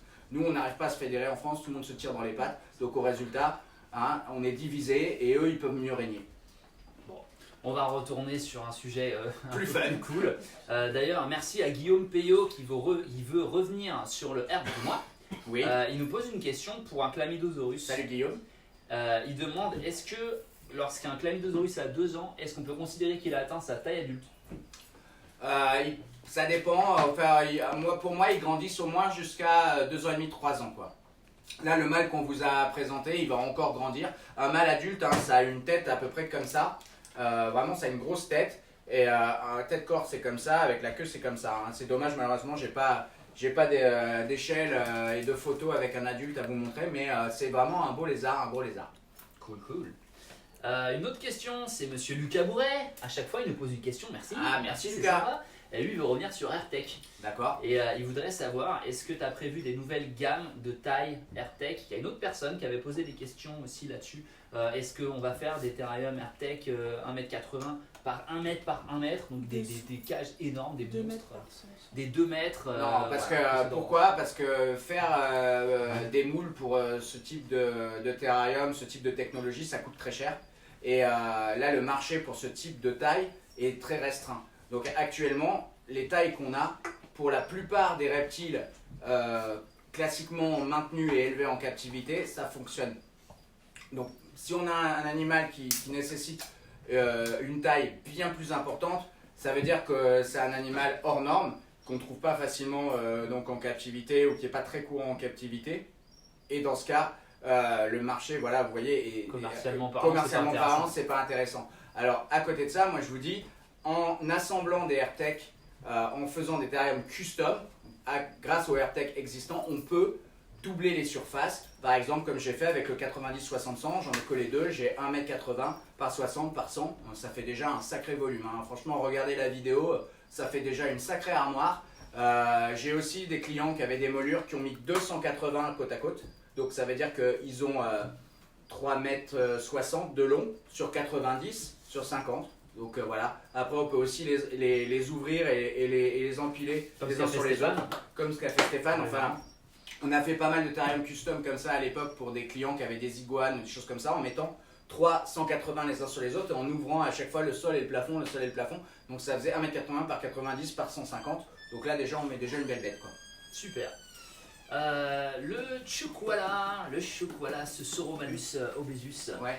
C'est Julien. Soromalus à terre. Excuse-moi pour son prénom. Julien Webank. Ah oui, Julien, je me rappelle, qui est venu de Belgique jusqu'à ici à Reptiligne Gazeran. Bravo Julien. Quand des fois j'ai des gars qui habitent Paris qui me disent oh vous êtes loin alors qu'on est à 50 bornes, bah vous voyez ce jeune il a fait je sais pas combien de centaines de bornes pour venir chercher des terrariums et du matos ici, donc voilà. Ouais. Ça c'est la passion. C'est de la dédication. Il veut savoir si un terrarium qui fait 120 cm par 70 par 50 est adapté au Chukwala. Oui. C'est l'homologue de l'Uromastix, ça c'est l'homologue américain de l'Uromastix africain, donc il n'y a aucun problème. C'est une cage qui marche. Si vous voulez plus grand, on a du 150, 70, 50 aussi qui peuvent être très chouettes. Cool. Là, ça va être une question plus générale de Cyril Follet. Merci pour ta question. Tu demandes. Merci Cyril. De manière très simple, il voudrait des infos sur les pitch office. C'est la couleuvre à la mode en ce moment. Qu'est-ce qu'on peut lui dire sur les pitch office? Alors, c'est pas la couleuvre à la mode, c'est surtout que les gens se rendent compte que c'est un serpent génial. C'était un serpent génial à l'époque. Après, ça a été un petit peu. Toutes les couleuvres américaines ont été un petit peu noyées par la vague du python Regius phasé, hein, qui a un peu noyé tous les autres serpents dans son sillage. Mais je suis très heureux de voir des bons vieux colubridés américains revenir sur le devant de la scène parce que c'est des serpents excellents, qui sont actifs, qui sont intéressants à reproduire, qu'on voit peu et qui ont de plus en plus la cote. Même aux États-Unis, vous savez, ça revient très très fort. Donc les gens sont à nouveau hyper demandeurs de ces serpents et pour cause parce qu'ils sont magnifiques et très intéressants à élever. Donc les pitch office, donc il y a pas mal d'espèces différentes. Le point commun de tous les pitch office, c'est qu'en règle générale, c'est des animaux qui n'aiment pas trop la chaleur. Donc il faut éviter de trop les chauffer. En général, une température aux alentours de 25-27, c'est très bien pour eux. Éviter de trop chauffer. Il y a beaucoup de gens qui ont des problèmes avec leur pitch office, c'est ce qui les chauffe de trop. Et ils régurgitent et après, s'ils régurgitent de manière répétitive, ça peut conduire à la mort. Ouais. Donc voilà, chauffer cool, mais si vous respectez ça, et c'est un animal très hardy, très solide, qui devient assez gros, donc il faut des grands terrariums parce que c'est quand même un animal qui est assez actif et qui est par contre assez salissant parce que c'est un animal qui a un métabolisme assez rapide, donc il va manger et il va faire ses besoins très vite derrière. Donc voilà, faut aimer nettoyer. Mais par contre, c'est vraiment une super couleuvre. Actuellement, on a des Melanoleucus melanoleucus, des Melanoleucus sailly. Voilà, Catanifers sailly, pardon, excusez-moi. Mugitus aussi. Mugitus. Ouais, donc voilà, c'est des animaux qui viennent là au colubridé. Stéphane, notre ami Stéphane Russell, que je salue. Merci Stéphane d'être venu au Colibridé, on a passé un super Colibri Time et il nous avait fait le plaisir de nous amener deux pitch office adultes, donc Melanoleucus melanoleucus Il y avait un Mugitus. Et un Mugitus, voilà, qui était magnifique et visible sur la vidéo vraiment énorme. Donc si vous regardez le live qu'on a fait pendant le Colibridé, vous pouvez les voir et c'est vraiment, ça fait envie, hein. C'est vraiment des très belles couleurs. Absolument. Du coup, on va revenir un tout petit peu sur la nouvelle législation.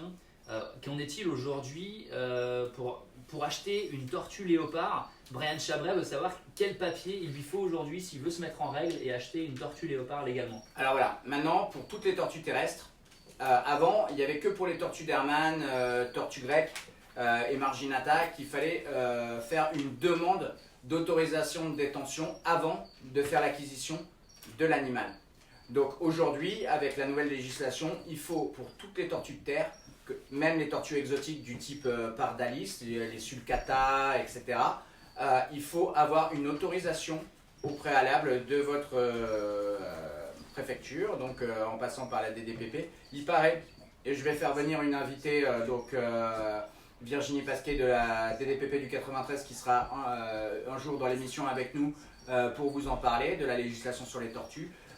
Donc il devrait y avoir un fichier qui pourrait être en ligne sur lequel vous pourriez faire votre demande d'autorisation de détention.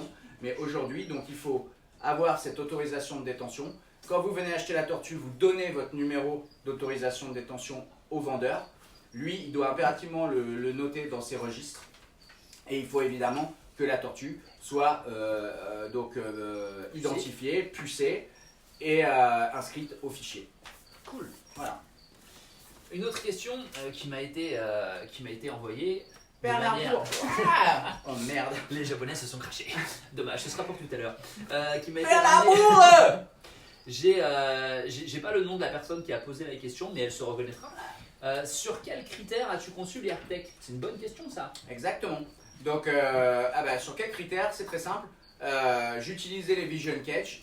Donc j'ai pris tout ce qu'il y avait de bon dans les Vision Catch et j'ai rajouté tout ce que moi je trouvais à revoir dans ces terrariums là.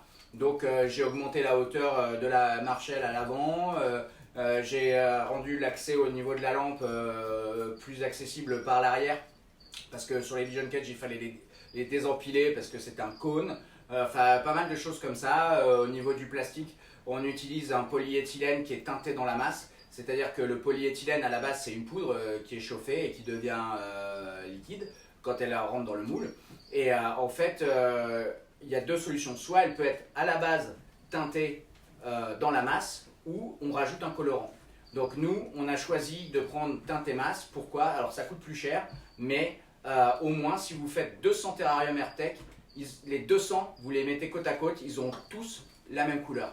Alors quand vous teintez poudre, et ça va, si vous faites une série de 20 et une autre série de 20, il y aura un différentiel de couleur. Ensuite, dans le teinté masse, c'est plus opaque. Donc si vous avez du teinté poudre, en fait vous mettez de la lumière, ça passe à travers, on voit, c'est comme transparent. Là le teinté masse est très opaque. En plus de ça, quand il est moulé, il y a une réaction chimique qui fait qu'à l'intérieur, quand c'est du teinté poudre, il y a un effet un peu peau d'orange. C'est pas hyper lisse à l'intérieur. Alors que nous, avec le teinté masse, c'est vraiment très très lisse, aussi bien à l'extérieur qu'à l'intérieur. Donc voilà, on a opté pour ce plastique de haute qualité. Après, on a changé un petit peu tout ce qui était structure, renfort des structures. Et au niveau des tailles aussi, voilà, on a fait des tailles qui n'existaient pas, comme les arboricoles, les compacts, etc. Le compact, c'est celui que tu as montré tout à l'heure. Hein. Voilà, ça fait partie de la gamme compacte. Ceux-là, on peut les utiliser qu'avec des tapis, sans les lampes si vous devez les empiler. Ouais. Alors la prochaine question, je vais y répondre pour laisser le temps à Nico de se restaurer, de voir un petit peu. C'est Lucas Ungoer. Encore une fois, j'ai pas la chance avec les prénoms, je sais pas les noms de famille, j'espère que je l'ai bien prononcé. Tu demandes si deux gutata peuvent vivre ensemble même si elles ont toujours vécu séparées. Bah la réponse c'est oui, en notant qu'elles fassent toutes les deux la même taille. Hein, bien sûr, elles peuvent vivre ensemble dans le terrarium. On rebondit sur ce qu'a dit Nicolas tout à l'heure pour la première question, sur le nourrissage des animaux. Si elles vivent ensemble, il y en a une des deux que tu retireras de ton terrarium pour la nourrir à part, pour éviter qu'ils jouent à la belle et clochard avec une souris et qu'ils s'attrapent tous les deux. Donc voilà, mais sinon ça vit très bien ensemble, il n'y a pas de souci. Pour des terrariums qui le permettent, on peut même monter jusqu'à 3 ou 4. Bon, après le suivi devient un peu compliqué, mais si le terrarium est assez grand, c'est sans problème. Voilà, on peut. C'est pas des animaux au fiophage, elles ne mangent pas d'autres serpents. Voilà. Surtout sur la Gutada, devant le nombre de couleurs disponibles, 3 ou 4 serpents entremêlés avec des couleurs qui contrastent, ça doit être magnifique. Donc, voilà, ouais, c'est très joli de les voir ensemble et il suffit juste de les séparer. Pour la nourriture, c'est bon. Ah bah oui, bien sûr, on a parlé de Stéphane Rossel tout à l'heure et donc du coup, évidemment, avec un spécialiste comme Stéphane Rossel, nos internautes demandent si un jour, est-ce qu'on ferait une émission avec Stéphane en invité. Mais avec plaisir, on va lui proposer. Je ne sais pas s'il regarde l'émission, mais je l'appellerai demain pour lui dire que ça a été réclamé. Choupi la tchatch, on l'invitera et ça sera un grand plaisir de le recevoir. De toute façon, là on commence, on est en train de se mettre en place, c'est les premières émissions, mais je vous garantis qu'il va y avoir de l'invité de marque qui va venir dans cette émission, parce qu'il y a beaucoup de gens qui nous ont contactés, qui ont trouvé l'émission cool et qui ont envie de venir avec nous partager avec vous leur expérience. Donc oui, il va y avoir des invités et je suis sûr que Stéphane Rossel en fera partie. Cool. Alors, une question pour toi, parce que moi je vais pas pouvoir répondre à ça. Heureusement que Nico est là. Olivier Duverger, tu demandes qu'en est-il de la rétroactivité du CDC pour des espèces acquises pendant le passage de la nouvelle directive? Tiens, je te la laisse. Merci, putain, c'est cool. Bon, attends, il faut que j'aille aux toilettes. Très bien. De la rétroactivité du CDC. Je pense que ce qu'il veut dire, c'est. Vas-y, explique-moi sa question. Comment je l'ai comprise, les espèces acquises avant le passage de la nouvelle directive, c'est est-ce que, vu qu'il est capacitaire. Si par exemple on a. Ah, il est capacitaire. Bah, je pense, hein. Qu'en est-il de la rétroactivité du CDC pour les espèces acquises avant le passage de la nouvelle directive? C'est s'il a eu des animaux avant le passage de la nouvelle directive pour lesquels il est capacitaire, est-ce qu'il est quand même concerné par la nouvelle loi? C'est comme ça que je la comprends. Si évidemment. Donc évidemment, si vous êtes capacitaire, même si vous êtes capacitaire et que vous avez des animaux qui ne sont pas marqués, vous allez être obligé de les marquer, ça c'est sûr. Maintenant, si sa question est, par exemple, est-ce qu'il a des animaux non soumis à certificat de capacité avant l'arrêté, comme par exemple l'hétérodon nasicus, et qu'aujourd'hui il faut être capacitaire pour l'avoir, je pense que là il va falloir se rapprocher de votre DDPP pour voir comment eux voient les choses. Est-ce que De toute façon, vous êtes dans votre bon droit, vous avez fait l'acquisition de ces animaux avant l'arrêté. Donc ils ne vont pas vous les enlever, vous avez le droit de les avoir. Maintenant, ils vont sûrement vous demander de vous régulariser en passant à CDC. Et comme je vous l'ai dit dans ma petite intervention personnelle sur mon sentiment sur la terrariophilie en France et qu'est-ce qu'il faudrait faire, allez-y, mais passez vos certifs, posez vos dossiers, c'est pas grave, ça va prendre 3, 4, 5 ans de toute façon avant qu'ils le traitent. Donc faites-le, posez-le comme ça, après vous serez peinard, vous pourrez avoir et poser des listes assez grandes d'animaux, comme ça vous serez peinard. J'espère que j'ai répondu à ta question que je n'arrivais pas à comprendre, désolé, c'est la fin de l'émission, je suis fatigué. Alors, on passe sur une question de Jérôme Schneider qui demande Hello, Jérôme Schneider. comment faire une bonne incubation. Alors, j'espère que tu parles de tortue. Non, d'incubation, d'hibernation dans ma tête. Ouais, pour moi aussi, je suis fatigué. Comment faire une bonne incubation? Donc, il a des œufs. Qu'est-ce qu'il doit faire pour bien les incuber? Alors, l'important dans une bonne incubation, c'est d'avoir déjà un bon incubateur. Donc, un bon incubateur pour des reptiles, c'est pas compliqué à faire. C'est un conteneur isotherme. Donc, en général, on peut utiliser une boîte polystyrène ou un frigo. Et le plus important, c'est un bon thermostat. Parce que c'est ça qui va garder la température pile poil comme il faut. Donc nous, depuis des millions d'années, on utilise un thermostat Abistat, de la marque Abistat, parce que c'est une marque qu'on adore, qui est fabriquée à la main en Angleterre. On connaît les gars, c'est du matos hyper sérieux. Et ils ont un modèle qui s'appelle le pulse proportionnel, donc qui envoie, au lieu de faire du on-off, comme les thermostats à commutateur qu'on trouve régulièrement dans le milieu, là, ils ont fait un système à modulation proportionnelle de puissance. C'est-à-dire que le thermostat envoie le courant dans l'appareil de chauffage. Quand la température est atteinte, il va garder l'appareil de chauffage toujours chaud en envoyant un tout petit goutte à goutte de courant. Donc on n'a pas un on-off, on envoie toute la puissance, on fait chauffer très fort, on arrête, on attend que ça refroidisse, etc. Où on a une inertie et une température qui va un petit peu varier. Là, c'est vraiment précis au dixième de degré. Moi, ça fait des années que j'utilise ces thermostats-là pour incuber tous mes œufs. J'ai même fait une pièce incubateur à l'époque d'NH Reptile où j'incubais des centaines d'œufs de pitons de toutes sortes d'espèces dedans à 31,5 et ça ne bougeait pas. C'était vraiment hyper stable. Donc un bon thermostat, un élément de chauffage qui peut être un câble chauffant ou un tapis chauffant. Et ensuite, tout le secret réside dans le container d'incubation. C'est-à-dire qu'une fois qu'on a fait notre boîte ou notre frigo, on va mettre les œufs dans une boîte en plastique dans lequel on va mettre un substrat d'incubation. Donc ça peut être de la vermiculite, de la perlite, du repachi super hatch. On peut en fonction des espèces, de la sphène, de la coco, voilà, un substrat qui va permettre de garder l'humidité dans la boîte. Donc l'humidité, on ne la fait pas dans tout l'incubateur, ça ne sert à rien, on la fait vraiment dans la boîte. Donc l'humidité, il ne faut pas qu'elle soit trop forte. Donc tous les vieux systèmes qu'on voit des fois sur internet au bain-marie, donc ça c'est les systèmes de grand-mère, hein, c'est les grand-mères qui faisaient ça à l'époque, ou les grands-pères pour incuber des œufs de tortue ou des œufs de serpent avec l'aquarium, le chauffage au bain-marie, le chauffage dans l'eau, etc. Ça, laissez tomber, c'est d'un autre temps, hein, on arrête. Hyper simple, une boîte polystyrène, un frigo, un élément de chauffage, un bon thermostat, un thermomètre évidemment pour checker la température en permanence. Donc au niveau de la température, en général selon les espèces, chez les pitons, la plupart des espèces de pitons, on incube aux alentours de 31. Chez les couleuvres, c'est plus variable, c'est souvent moins élevé, de 26 à 28, selon les espèces, voire plus bas. Donc la température reste stable. Donc maintenant, arrêtez de vous affoler si votre température elle baisse un petit peu ou elle remonte. Dans la nature, c'est ce qui se passe. Les femelles pitons, elles couvrent leurs œufs, mais des fois, elles s'en vont. Elles vont chercher de la chaleur ou elles vont manger, ou voilà. Mais elles ne restent pas toujours sur les œufs à les couver, pas tout le temps. Donc les œufs, des fois, il y a des déperditions. Moi, une fois, j'avais eu sur des incubations de pitons, notamment des réticulés, j'ai eu une panne de courant et ils sont descendus à 24 pendant une demi-journée et ils sont remontés après, voilà, et ils sont sortis très très bien. Donc, soyez pas trop parano.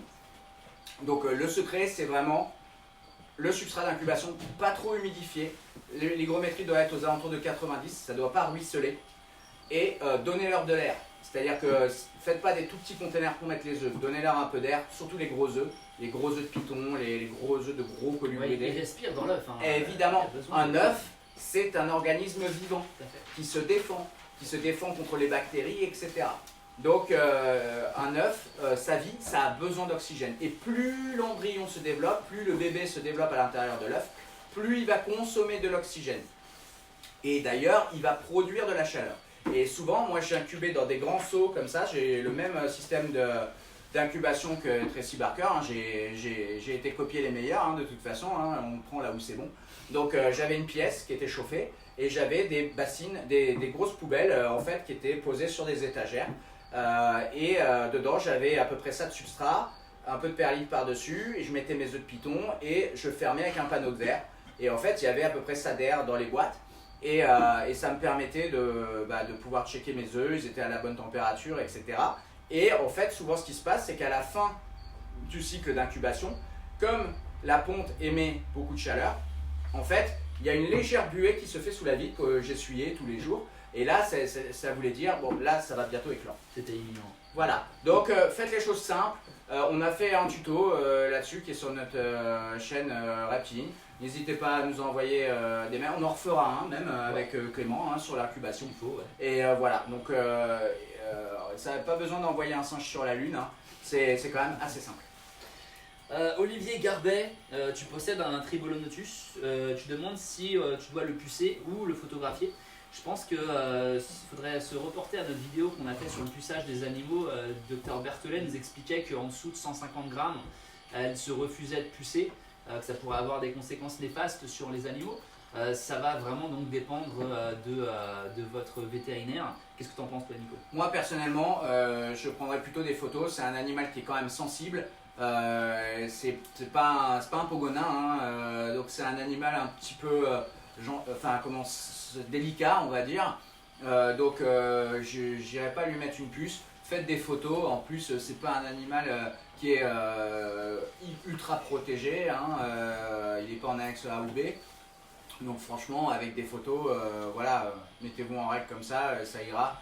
Moi je les ferai pas pucer. Nous ici on les fera pas pucer en tout cas, on fera des photos. Voilà. Une autre petite question, Pinouche Renard, tu nous demandes... Pinouche Renard Pinouche Renard, c'est mignon. Tu nous demandes si pour ton Régius, est-ce qu'on pourrait le mettre dans un terrarium planté? Alors la réponse ça va être oui et non. Ça dépend si tu veux avoir des plantes à la fin. Ouais, voilà.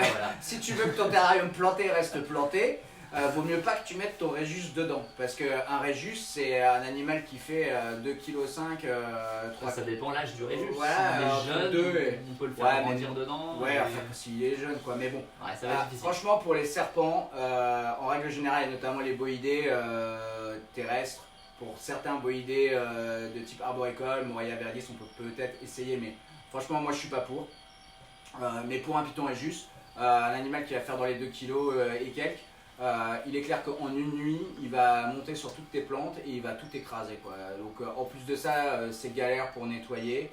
Bon, il y en a qui sont adeptes hein, des terrariums bio, autogérés, plantés. Bon, moi franchement sur du boïdé, je trouve que c'est pas approprié. C'est super pour les dendrobades, c'est super pour des petites espèces de lézards, mais pour du boïdé qui fait des gros pipis, des gros caca et surtout qui est très dévastateur hein, puisque bon, il va fourrager partout, il va tout écraser. Donc toutes tes belles plantes, tu vas les retrouver en tas le matin toutes plates quoi. Il va te faire un herbier. Très bien. On va répondre à la dernière question parce que c'est bientôt. Et on arrive la fin, au terme de l'émission. Merci à vous d'avoir suivi, d'avoir été nombreux à suivre cet épisode 2. Ouais, on a le temps pour une Hier dernière. soir, qu'est-ce que on t'en a, penses? bien sûr, avec Ouais, plaisir, on n'est pas fonctionnaire, on adore ça. C'est Jules Cordier qui demande exactement quel est votre avis sur les avantages et inconvénients de la méthode sèche ainsi que dans les terrariums plantés avec des détritivores. Je te propose qu'on découpe la question. Tu parles de la méthode sèche, moi je parle des terrariums plantés. Alors déjà, pour commencer, s'il vous plaît les gars, arrêtez d'appeler ça la méthode sèche. C'est pas la méthode sèche, c'est la méthode saine. Il n'y a pas de méthode humide et de méthode sèche. C'est juste la méthode saine. Donc pour reprendre les bases, c'est que on a mis trop en avant une donnée qui est l'hygrométrie, que personne ici ne comprend ni ne gère, qui était soi-disant importante pour les reptiles. Là je parle de serpents ou de certains lézards. Les serpents et les lézards ne s'hydratent pas par la peau. Ils n'ont pas besoin d'être dans une atmosphère humide. Ils peuvent être arrosés à des moments, mais il faut que ça sèche. Alors, on ne peut pas garder une hygrométrie importante, très élevée, dans un terrarium et que ça soit sain. C'est pas possible. Il y a forcément des bactéries qui se développent énormément et qui créent des problèmes de peau et qui créent des problèmes de pneumonie bactérienne, etc. Donc l'hygrométrie, c'est une donnée totalement old school. Donc moi, je vous propose d'appeler ça la méthode saine. Donc quel que soit le boïdé que vous avez, tropical, etc., l'hygrométrie, quelque part, on s'en moque. Tant que vous êtes aux alentours de 50-60, donc une hygrométrie normale de pièces, c'est bon, il n'y a pas de problème. Ce qu'il faut, c'est leur donner à boire, que ce soit par des pulvérisations, parce que les Morelia Vialis, ils adorent boire par pulvérisation, ça, il n'y a pas de problème. Je dis pas qu'il faut jamais les pulvériser, on peut les pulvériser, nous ils boivent au pulvérisateur, il n'y a pas de problème. Chercher à augmenter Mais sans l'humidité. chercher, on Voilà. s'en fout de l'hygrométrie, au contraire, il faut que ça soit ventilé. À l'époque, on disait ouais, il faut boucher les aérations, comme ça, machin, ah bah super, là tu faisais un bouillon de culture, en bouchant les aérations, en chauffant à bloc, en mettant de l'humidité à bloc, Ouais. ça s'appelle un bouillon de culture. Ouais, faites l'essai chez vous, hein. Bouchez les aérations de vos De fenêtres, votre salle de en bain, hiver, allez, vous allez voir. voilà. Non. Donc non, ça marche pas. On attrape des gros problèmes de pneumonie, des choses comme ça. Donc il faut que ça soit toujours très ventilé.